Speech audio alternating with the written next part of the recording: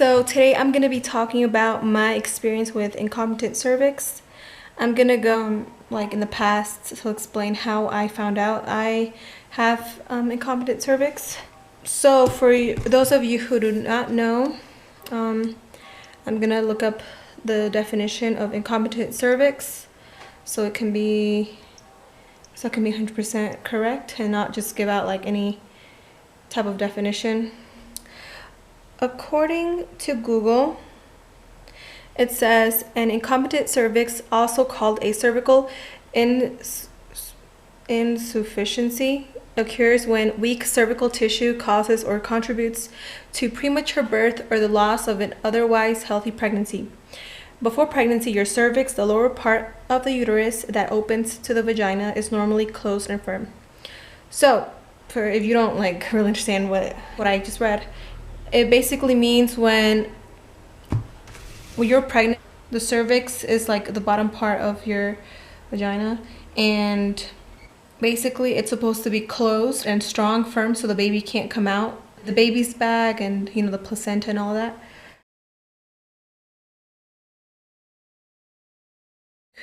So that's why I have high-risk pregnancies. I am currently pregnant right now, but the first pregnancy was a loss. I was pregnant with fraternal twins. My pregnancy with them was really hard, really tough, honestly. And it's not because I was sad to be pregnant.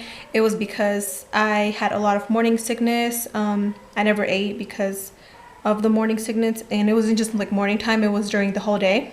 I don't know if you can hear the dogs barking, but if you do, I'm sorry. I would spend my days throwing up day and night. I mean, it was horrible. My doctor, she wasn't like a really good doctor at all. I was really happy to be pregnant. I was pregnant with a girl and boy. If you have seen my videos before, down below in my channel, I have a video, a fraternal twin gender reveal, but definitely before 20 weeks pregnant that we did that gender reveal. I don't know if it was too soon or what. Just fast forward to the day that everything happened. I was 20 weeks pregnant. I remember that day going in uncle's house, and I remember being like really happy. I was still suffering from sickness, from morning sickness, and I was really happy. I was telling my aunt, oh, I'm so happy because I'm 20 weeks pregnant. I'm halfway through my pregnancy. That day I felt I wasn't feeling like really good that day, but I thought it was normal since the whole pregnancy, like I said, was really tough. And I remember telling my aunt, I'm just gonna take a little walk because I'm feeling like pressure, but it wasn't exactly like painful pressure. I just felt the urge to use the bathroom, the urge to do number 2, poop. And yeah, so I was like, but I feel like constipated, like it's normal in pregnancy, so I just didn't think too much about it because I didn't know what was gonna happen. So I took a little walk, and I came back, I sat down, and then I was like, oh, I have to use the restroom. I'm gonna try to go to. I didn't even do like to do a lot of pressure to like use the restroom. That's when I felt like sorry about TMI, or to see if someone can relate with me, if someone's going through this. I went through it, so I want to be like 100% honest, and if it's TMI, I'm so sorry, but yeah. So I felt my vagina, I felt it like swollen. No, I thought it was one of my baby's head. So I screamed, like I was like, I remember my mom was here in Mexico too. She lives in the United States, but she was visiting here in Mexico. I was like, Mom, come here, like come here. And then she was like, what? And then I was like touch under here, like what is that, or like what's going on, or like am I like freaking out, am I okay, like am I going crazy? So she like touched it, and she was like, you know what, it's not normal, like you should go go to the clinic or like go to the hospital and check it out. When we got to the hospital, they did an ultrasound first, and then they were checking the babies, and like the guy that was there, the ultrasound tech, he was like, well, the babies are good. And then I was like, so am I gonna be okay? And I remember him not answering it. I guess he had already seen my cervix opening up, that was like already open. And then he just said, well, we're just gonna I'm gonna give you like a consultation with the gynecologist. It took like a really long time for me to like go in, and then I went to it wasn't my usual doctor. It was like a different place because we just went there for like an emergency.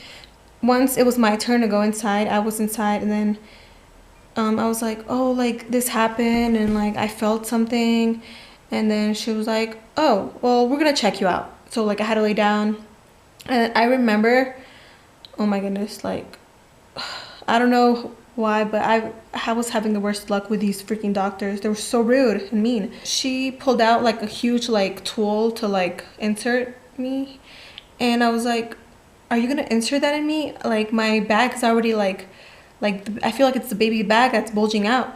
And she was like, oh, well, I was gonna recommend a cerclage, but what's gonna happen, you're gonna lose your babies. Like she just told me, like, I know it's like not the best, like the easiest news to give like a couple that's like really happy to be like waiting for their babies, but the way she said it was so rude.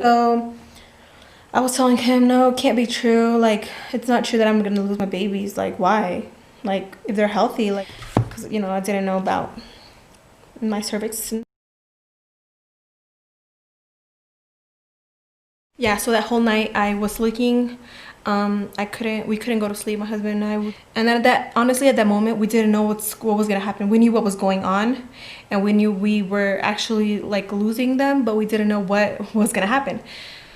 After that, I remember me laying down, and I told my husband, I was like, I remember the first place that we went to, she had mentioned a cerclage, and at the moment I didn't know what it was, but I remember like looking it up, and I was like, oh, like there's a chance we may be able to have this successful pregnancy, and I may not lose them.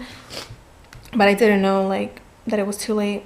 Like once the bag is out, it's out. There's no way of it like your cervix closing. For those of you who know, like a cerclage, basically like your cervix has to be like really closed to really work, because if it's like already starting to open, there's a chance that while they're doing the cerclage, it can pop the whole the sac. So that's why it was too late for me. Whenever I remembered about the cerclage, I looked it up, and then I was like, oh, like maybe they do that at the hospital that's government funded, but I didn't know like a lot of doctors did it. I didn't know what it was. I was just like, maybe they do it there. Like I don't know where else they would do it. I mean, that the government funded hospitals supposedly have like the most equipment and stuff. So like maybe we should go there. Okay, so this is the next day of the day that all of that happened. So it was actually like 4 in the morning.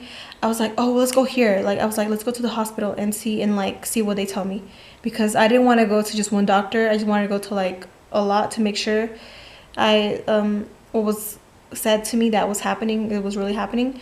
So we went there, and another place where they treated me so bad. I went, and then it was actually a male doctor. He was actually like a gynecologist, and then he just remember him just checking me in like with the worst attitude, and him saying, oh, you're gonna lose your babies. He was like, do you want me to go ahead and give you a pill for you to like abort them? Like, here's some paperwork for you we're gonna go ahead and you're gonna stay here in the hospital. And I was like, what?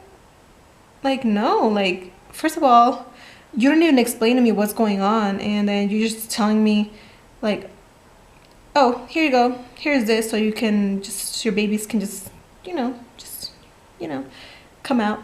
My husband wasn't even allowed in there with me, and it wasn't like even like the pandemic time. It was like last year. To my husband, I was like, he told me that he's gonna give me like a pill to like abort my babies, and he told me I'm gonna have to stay. And then I was like, you know what, I just don't, I really don't. I prefer to go somewhere else that's not government funded, at least where they explain to me like. So after that, we went to the second doctor that I said that she was more compassionate. She called us, and she was like, hey, there's this really good doctor. He's one of like the best ones here where we live. And we were like, okay, let's go. So we went there, and that's when like all hope was lost. He explained to us what was going on. He was like, basically you have incompetent cervix. Your cervix is opening up. your cervix is actually already open. I don't remember exactly how many centimeters it was open. It was definitely more than 5 already.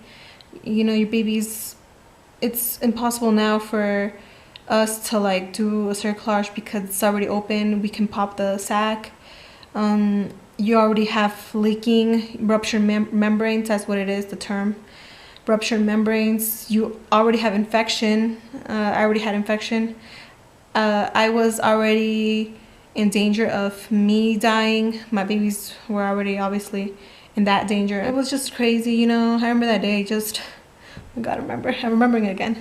But I barely think about that day because I know, like, I'm not, obviously, you know, you're never 100% healed of like a loss, but I felt there was a point in my life that after that I was depressed, I was sad, crying every day.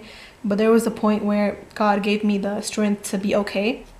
Whenever the doctor, he told us, he was like, you know what, this, you know, honestly, from like what we could, he did give me kind of like a little bit of hope. He told me what we could do is put you on strict like bed rest, but in the hospital. But it's honestly, it's gonna be really expensive. Number two, it's you can end up dying. Like, it's, you take that risk. Like, honestly, and then my husband was like, so what are the chances of it actually, what is it, what's the word, exitoso, like, I don't know how to say it, but the doctor said like from 100% maybe like 3%. And then because my husband was like, you know, it's not even about the money. Like in an emergency, obviously there's ways you can like get money. So that was like the least of our worries. We left the place. That was the last place to go to. I remember we took an elevator to get to like the floor. I told my husband, go get the car, you know, I can't walk because I was already leaking. My clothes was wet already. I remember crying in like the like near the reception area. People were like looking at me, but I didn't care. I was like, you know what, it's a hospital. People know like things happen in the hospital. You know, I was crying. I remember like tears going out, like a lot of tears, and then getting in the car and like screaming like, why, like how can this happen, like why. It's not like doubting like God and his plan, but it's just like, why, like if everything was going so good, and you know, just the same thing that the reason I was like, why do I have to lose them if, okay, I'm not gonna cry, okay, I don't know, like I didn't think I would cry because it's been so long. So yeah, getting back in the car, just, you know, crying. My husband was like, calm down, like it's gonna be okay, like we'll figure this out. So once everything was done, I mean, like all our hopes was just shattered, all our hopes. My husband was like, you know what, we need to go to like the first place that we should have went to, like, and that was like to church. And I don't know, like maybe not everybody's religious, but we're really very religious. We went and we found a priest, and the priest, he baptized our babies in my womb. Yeah, that happened. That was really special to us. At least we got, the priest told us, if these babies end up surviving, just baptize them like regularly when they're born, or not, I mean, I can baptize them now. So he did, and I was really, now think about it, that day, I mean, obviously you're really sad, but now I'm just like, oh, very grateful that my husband like thought about it, of going to the church, you know. We were coming back home, and then this is when we went to another doctor, because that's when people were telling us, oh, this is a really good place. But a lot of people don't know what exactly incompetent cervix is. Getting at the place and them telling me the same thing, and at the moment I was like, you know what, I don't even want them to do an ultrasound because they're gonna last so long, and I'm already in pain from like all these ultrasounds. So they didn't do one. Ended up going back home. By that time it was already nighttime, and I remember me laying in bed and saying, wait, so like why am I being tortured on having to wait any longer, of me thinking that I'm gonna lose them? Like, we need to like go ahead and just have them. I'm just not gonna risk it anymore. I'm not gonna wait for like my whole sac to just pop. I'm just gonna go ahead and get in like induced. So we went the next day, did some phone calls, went the next day, and that's when it happened. I'm gonna make another video because I know this one's gonna be really long on my experience after I got induced and they were born. I just wanted to do a video on that of how I lost them and incompetent cervix. So I'm actually pregnant right now.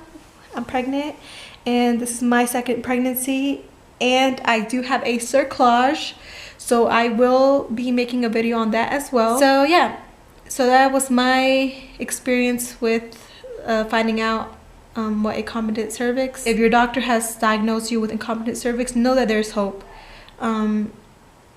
You're not alone. There's a lot of women going through it. There's more than you think. I never thought I would go through something like this, but I did. And you know, what doesn't kill you makes you stronger. I'm very grateful to be able to get pregnant. I think about it like, yeah, I had that heartbreak of losing my babies, but at least I can get pregnant. I feel really like compassionate towards people who have troubles getting pregnant. So I'm like, you know what, I need to be grateful that at least I can, like I said, get pregnant. At least there's a solution to our problem. So yeah, hopefully this video wasn't really too weird or too long. So sorry if it is. And if you have any questions, you can leave them down below in the comments. And if I left any missing information out and you're like got confused, I can let you know like in the next video with more detail on incompetent cervix. But yeah, I just wanted to share my story of how I found out I was losing my babies. And so thank you very much for watching, and for those of you who are going through what I went through or have suffered a loss or going through a loss, I'm so sorry. Just know that in the end of the tunnel there is a light. There is always hope. Be strong, because if you being strong is the only way that you'll get through it. But you're strong. Women are strong. We're very strong. So yeah, thank you very much for watching, and I'll see you in my next video.